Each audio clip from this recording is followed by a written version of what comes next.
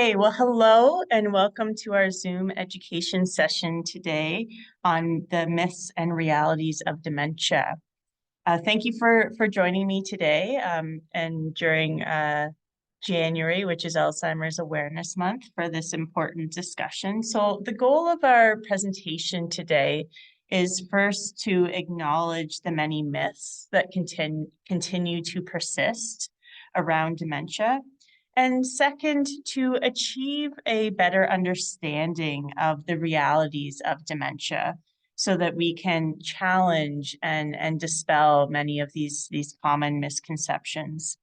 So my name is Shelby Berry, and I'm an education coordinator here at the Alzheimer Society of Peterborough, the Kawartha Lakes, Northumberland, and Haliburton. So I recognize throughout our time together today, there may be several questions that come up for you. And just in the interest of time, and because I'm not always able to see the chat pod while I'm presenting, I'll just ask that we hold our questions until the end of the presentation. You're welcome to jot down a question. You're welcome to write it in the chat pod to make sure that you know it will be addressed, but we'll take some time at the end to address any of those questions. So I thank you in advance for that. I'm also as well as presenting, I'm kind of managing admitting people, managing the volume and things like that. So if I have a pause here and there, it's usually because someone's trying to join our session and I just need to take a moment to admit them. So thank you for your patience with that as well. So the Alzheimer Society of Peterborough, Kawartha Lakes, Northumberland, and Haliburton respectfully recognizes that our organization is located on the treaty and ancestral territory of the Michi-Saagiig Anishinaabe people, who are known as peacemakers among Indigenous nations. We are grateful to the original stewards of this land. And it is our goal with this land acknowledgement to be an active, living statement of intent, which will build a bridge toward greater understanding and inclusion. This is the start of a conversation, and we as an organization intend to listen and learn.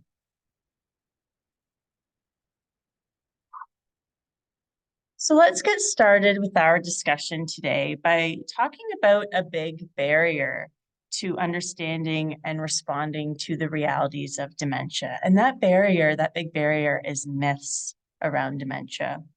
Myths and misconceptions about Alzheimer's disease and dementia are all too common. Myths surround what it is, who gets it, and how it affects the people who are living with it. Unfortunately, these myths stand in the way, oftentimes, of understanding the disease and helping those who are affected by Alzheimer's disease or dementia. So the sooner we dispel the myths that surround dementia, the better we'll be able to respond to the realities of dementia. So today, we're asking for your help in doing just that.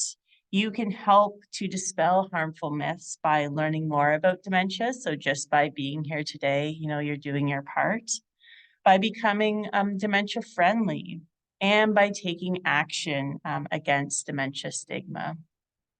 So let's take a look at some of the most common myths and misconceptions surrounding dementia, and then we'll look at the reality of that myth. So perhaps you've heard this first myth. Dementia is just part of getting older. So when I grow old, I'll get it too. This is a common one that we hear. The reality is that dementia is not a natural part of aging. Most people do not develop dementia as they age. While we are not sure what exactly causes dementia, we know that certain risk factors and underlying medical conditions, such as diabetes or a stroke, can increase the risk of dementia. Most of the risk factors for dementia are preventable. Just like any other disease, if we take steps to manage the risks that are preventable, then we may reduce our chances of getting that disease, or in this case, getting dementia. If we look at the current numbers, the World Health Organization estimates that after we turn 60 years old, 5 to 8% of us will live with dementia at some point. So certainly not everyone, as sometimes that myth implies. Here's another myth that perhaps you've heard or may be familiar with. I'm experiencing memory loss. That means I have dementia. And the reality here is that memory loss can be a natural part of aging. It doesn't guarantee that you have dementia. Most of us will continue to have strong memories as we age. Our ability to remember will not decline rapidly or significantly. In old age, we will retain the skills and knowledge learned throughout our lives. And people naturally forget things from time to time. If your memory loss is intense enough that it's affecting your day-to-day abilities and diminishing your quality of life, then it's time to get in touch with your doctor or a qualified healthcare professional to have that checked out. Almost 40% of us will experience some form of memory loss after we turn 65 years old. But even if we experience memory loss, chances are still unlikely that we have dementia. For the most part, our memory loss is mild enough that we can still live our day-to-day lives without any significant interruption, to our daily activities, our quality of life, for example.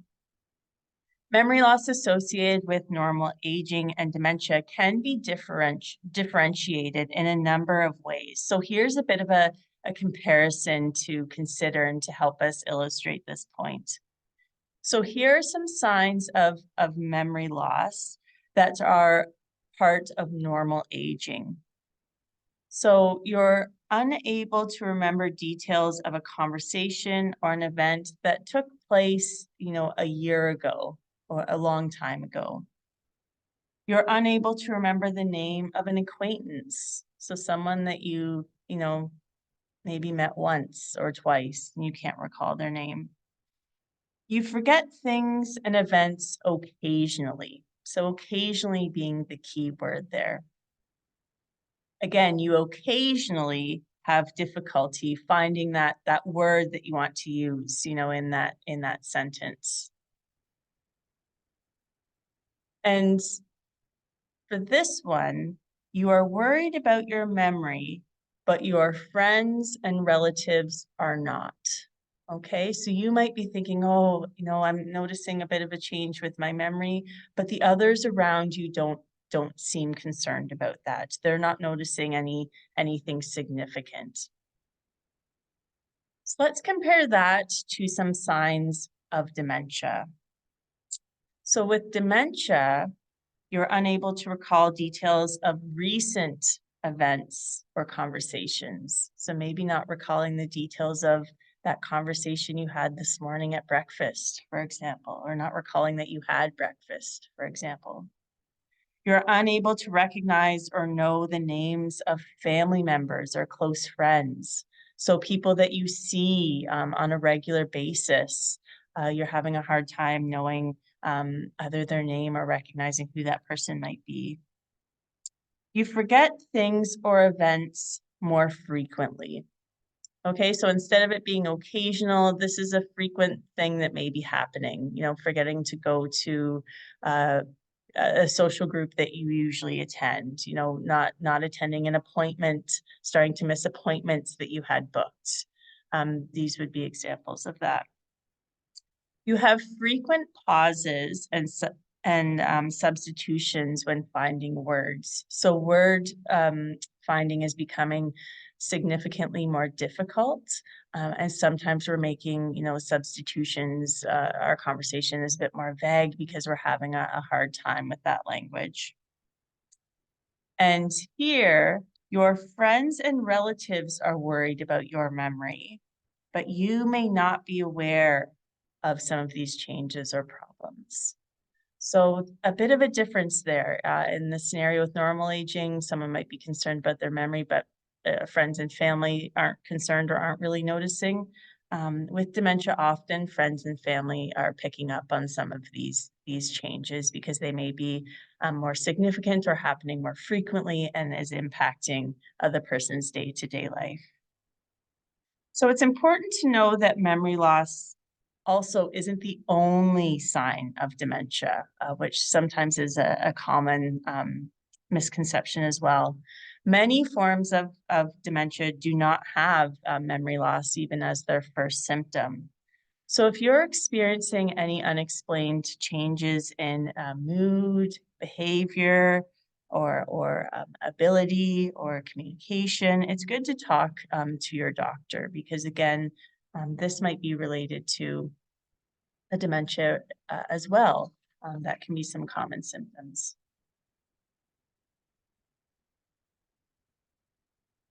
So let's look at another common myth that perhaps you have thought yourself. Dementia only affects older people. So the reality here is that dementia can affect people from their 30s onwards. So what comes to mind when you think of a person with dementia? If you're like most people, you picture an elderly person likely in the later stages of dementia. But here's the thing. Dementia doesn't just happen or affect older people. Dementia is a progressive, degenerative disease of the brain. And while age is the biggest risk factor for dementia, people in their 50s and 40s, even their 30s, can also develop dementia. So we call this young onset dementia. And this is it accounts for approximately 2 to 8% of all cases of dementia. So right now, at least 28,000 Canadians under the age of 65 are living with young onset dementia. So young onset dementia is anyone below the age of 65 that has that diagnosis of dementia. So it can be more than we realize. So here's a myth our team at the Alzheimer Society does not like to hear. People with dementia can't understand what's going on around them. So let's look at the reality. Each person's experience with dementia is different. No one should make any assumptions about a person with dementia's level of understanding without engaging with them first. So all people living with dementia have the right to be treated with respect. Yet, as soon as they get diagnosed, people living with dementia can experience unjust and unfounded assumptions about their abilities. A person living in the early stages of dementia may only have mild impairment due to their symptoms. They can take care of themselves, make decisions for themselves, and often do not need assistance in their day-to-day living. If you think they need help, it's respectful to ask first rather than assume.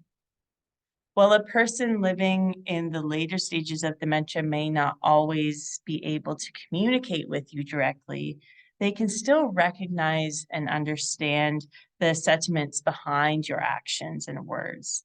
It's important to try to reach out to this person through all of the senses, such as through touch or listening to music, so that communication, that connection is possible with that person as well, despite the progression. Here's a predominant myth that continues to circulate in our society today. Because someone in my family has dementia, I'm definitely going to get it too. So I think this may ease your mind to hear the reality around this myth. Most people, for most people, family genetics do not cause dementia. So while genetics do play a role in the development of some forms of dementia, like young onset Alzheimer's disease or Creutzfeldt-Jakob disease, the majority of people living with dementia do not have a strong known genetic link. So for example, less than 5% of all people living with Alzheimer's disease inherited it through a family member. The sporadic type of Alzheimer's disease is much more common than this familial genetic type of Alzheimer's disease. Another myth you might have heard is that smoking causes dementia. So let's look at the reality around this. The reality is that smoking does not cause dementia by itself, but it is one of the major risk factors for dementia. So while not everyone who smokes will get dementia, smoking still invites a lot of risk. So according to a report by Alzheimer's Disease International, people who smoke increase the risk of getting dementia by up to 45%. The good news, though, is that smoking is a risk factor that you can change, and quitting smoking will reduce the risk of developing dementia. So this is a myth that has been around for a really long time, but one that people still have serious concerns about, and that is aluminum causes dementia. So the reality is there's no conclusive evidence that shows aluminum causes dementia. Current research provides no convincing evidence that exposure to trace elements of aluminum is connected to the development of dementia. Aluminum has been studied for over 40 years as a substance that might be linked to dementia. However, there have been many conflicting findings. So some studies showed increased levels of trace elements of aluminum in the brains of people living with dementia, while other studies did not. Studies have not found an increased incidence of dementia in people with occupational exposure to aluminum. And tea is actually one of the few plants whose leaves accumulate larger trace elements amounts of aluminum that can seep into the brewed beverage. However, there's been no evidence that dementia is more prevalent in cultures that typically drink large amounts of tea.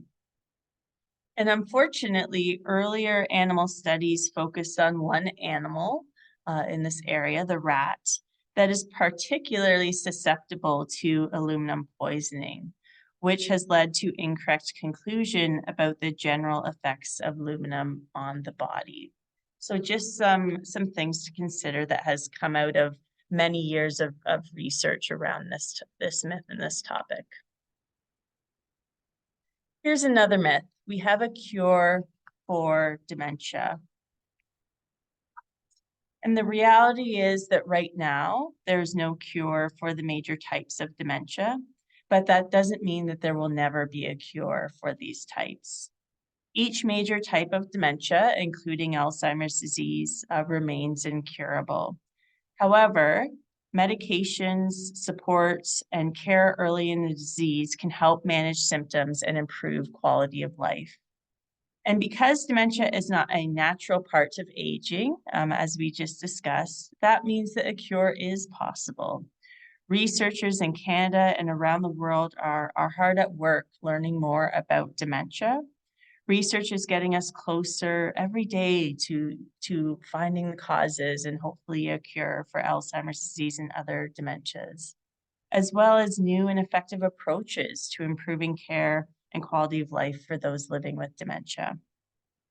Finding a treatment will benefit all Canadians by improving the lives of all who are touched by dementia, reducing the growing burden on our healthcare system, and helping to create a better future for the next generation. The Alzheimer's Society of Canada is proud to support some of Canada's brightest minds in this vital research work. And if we can understand more of this disease and figure out exactly what causes dementia, then we can work on better treatments and hopefully finding a cure. So we're not there yet, but one day we will be. Our next myth is that dementia can be prevented. And the unfortunate reality is that there's no effective treatment that prevents dementia or stops its progression. So while there are no treatments that can prevent the major forms of dementia or reverse their effects, there are 4 approved medications that can help manage the symptoms of Alzheimer's disease, which is the most common type of dementia. And these medications may be effective in managing the symptoms in some other dementias as well. And while there are some risk factors that you cannot control for dementia, such as age and genetics, reducing the effects of risk factors that can be controlled is possible. So by reducing these risk factors, you're not only lowering your risk of dementia, you're also looking after your long-term brain health, reducing your risk for other cognitive or chronic diseases, and protecting your overall health. So there's a growing amount of evidence that shows that making brain healthy choices can reduce your risk. So these choices include being physically active, so finding a way to exercise or move our bodies each day, being socially active, so making sure that we're connecting with others, challenging your brain, and challenging your brain in a variety of different ways, so maybe not just doing the crossword every day, but mixing it up with some other things as well and keeping our brain active.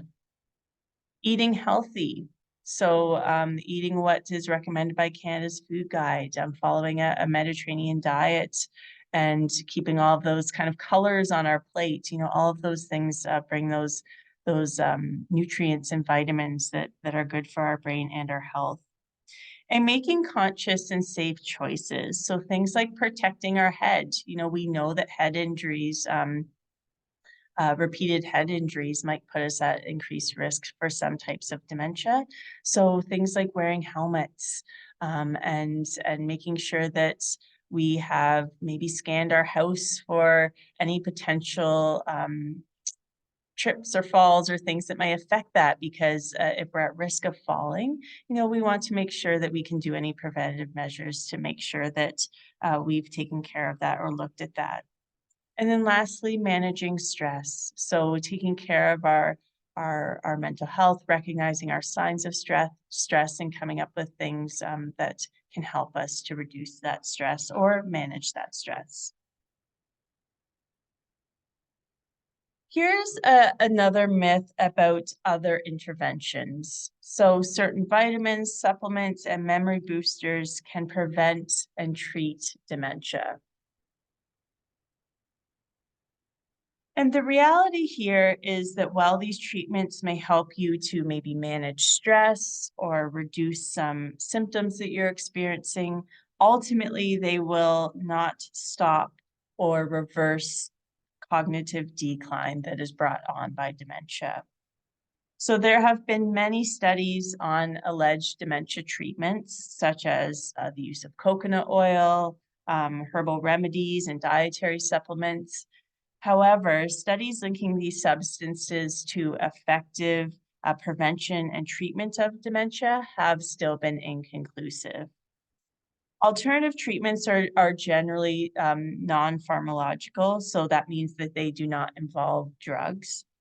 And alternative treatments might help some people living with dementia. So for instance, people living with dementia might benefit from therapies that can help them to reduce stress and manage some of their symptoms without the risks of medication side effects. So here are some examples of alternative treatments that you may know or have heard about. So the use of aromatherapy, coconut oil, as we mentioned, massage therapy, medicinal cannabis, which we'll touch on in a moment, musical therapy, natural health products, and pet therapy. These are examples of alternative therapies. And it's important for us to consider alternative treatments for a few reasons. So alternative treatments can highlight our hopes to have effective treatments and cures for Alzheimer's disease and other dementias without having to rely on medications and their possible side effects and risks. Alternative treatments can reflect our desire to see positive changes and improvements in our quality of life and care. As well, effective treatments can help caregivers with respite and relief. So if pet therapy is working, if music therapy is working, it might give the caregiver a moment to themselves. They can also reinforce the values we place on research. So we can trust that a treatment that is supported by evidence is something that can help us live well. However, the lack of research for many alternative treatments prevents us from determining their effectiveness. This means that for many alternative treatments, there is no conclusive evidence that lets us say that this treatment can be successful for treating the symptoms of dementia. There are also risks in taking anything that might be an unproven treatment. So if a possible treatment hasn't been well studied, there's also a chance that there might be a risk or you might be putting yourself at risk with that treatment. So here's a more recent myth about dementia. Marijuana can prevent and treat dementia. So the reality here is that while there is ongoing promising research on the effects of cannabis, there's currently no evidence that cannabis is useful for the treatment or prevention of dementia. More research is being done to investigate possible uses of cannabis, including how it may help reduce agitation for people living with dementia. Researchers still also have a lot to learn about the long-term effects of cannabis on the brain. Some studies have shown that long-term cannabis use is associated with memory problems. A few clinical trials have identified that cannabis can help manage behavioral symptoms in people living with dementia, including agitation or aggression, but only in some cases. Other trials have studied the effects of cannabinoids, including THC and the synthetic rabolone, on behavioral symptoms, but more investigation is still required. And the Alzheimer's Society Research Program, which is funded by the Alzheimer's Society of Canada, has funded research on how endocannabinoids affect mood and anxiety in dementia, and how the synthetic cannabinoid nabolin can treat agitation in Alzheimer's disease. So it's an area that is being funded by research and being funded in research and is certainly being explored greatly. So the position of the Alzheimer's Society on this topic is that while there is ongoing promising research on the effects of cannabis, there's currently no evidence that cannabis is useful for the treatment or prevention of Alzheimer's disease. In fact, as we mentioned, some research indicates that long-term use of cannabis may be harmful and result in memory problems. So if you are living with Alzheimer's disease or another form of dementia and have concerns or questions about cannabis, the Alzheimer's Society recommends that you talk with your family doctor or healthcare provider about those concerns. So here's a myth that really needs to be debunked. If I'm diagnosed with dementia, it means my life is over. The important reality is that you can live with dementia and at the same time live meaningfully and actively for many years. So many people diagnosed with dementia have meaningful, active lives for a number of years after that diagnosis. They have a sense of purpose and do not feel that their lives are over. So how do people live well with dementia? Research indicates that making those brain healthy choices we talked about can help slow the progression of the disease. So those examples of eating healthy, exercising, staying socially connected, challenging your brain, all of those elements. Earlier diagnosis and medications also help. So while medications may not work well for everyone, they are most effective in the early stages of the disease. So that's why we talk about the importance of an early diagnosis. It is also important that people living with dementia can access programs and services that support their quality of life. This can be a big part of living well with dementia. And some people living with dementia put their energy into public speaking and advocacy to raise awareness and reduce stigma against dementia. Here's a myth that really contributes to the stigma of dementia, and that's that people with dementia become violent and aggressive. And the reality here is that violence and aggression are not innate to dementia. So just because you have dementia does not mean that this is part of the experience. If someone living with dementia is acting aggressively, you need to understand what may be causing the behavior before taking steps to help. So changes in a person's behavior can be a sign of the damage that's happening in the brain that's caused by dementia.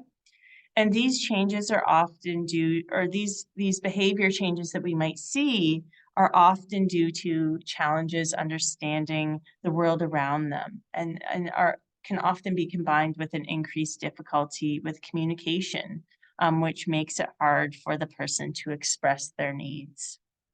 Someone living with dementia may respond to something negative, frustrating, or confusing in their environment by expressing themselves physically, so perhaps maybe hitting or pushing or kicking, or verbally through shouting or name calling. By understanding the person's needs, you can help the person with dementia work through and reduce these responsive behaviors, or what we sometimes call protective behaviors, such as aggression. So here are some suggestions and strategies that may help. So take steps to make sure the environment is as comfortable and calming as possible for the person living with dementia. This can avoid many upsetting situations for both the person living with dementia and the people nearby. If aggressive behavior happens, look for any possible immediate causes, such as a noisy television. If you know what's causing the behavior, take steps to reduce its effects, if not removing it from the environment altogether. And try to respond in a supportive manner and reassure using a gentle voice. And sometimes all the person needs is some space and some privacy as well. That might be the solution that they're looking for. And if your safety is ever threatened, it is important to leave, maybe go into the other room where you can kind of observe, or leave to a spot that brings you to safety. And we also want to remember that it is the disease, not the person, that's causing the behavior. So we often say with dementia that all behavior has meaning, and sometimes it can take some observation, being a detective, knowing that person well, and some trial and error to figure out what might be causing a specific behavior change. So if you're interested in learning more about behavior changes with dementia, one of our virtual education sessions that's coming up in February is covering that topic. So you can find that session and register site. So we have talked a lot about the myths surrounding dementia in our time together today, and we hope that you've been able to see firsthand how discussing and dispelling myths that exist can help us to better understand the realities around dementia and understand the disease better. So if you're looking for any more information, there's this resource, Dispelling the Myths, which you can find on our website. And we know that living with and supporting someone with dementia is not easy, and we want you to know that the Alzheimer's Society is here to help and that you're not alone. So we understand that some of you may be connecting to us through this virtual education for the very first time. So we do have a range of supportive services that are designed to assist you in your journey. So on this slide, you can see our intake coordinator, Casey. She's your first point of contact here at the Alzheimer's Society. So she can connect you, hear your story, connect you with the right person and the right resources to meet your needs. And while a portion of our funding for the Alzheimer's Society is provided through the Ministry of Health and various grant opportunities, not all of our services that we offer fall under these programs. So this is why we are so grateful for the support that we receive from our generous donors. Gifts and donations from donors allow us to go above and beyond the basic level of programs and services. So we wanted to take a moment to recognize their contributions and express our gratitude. So thank you so much to our donors.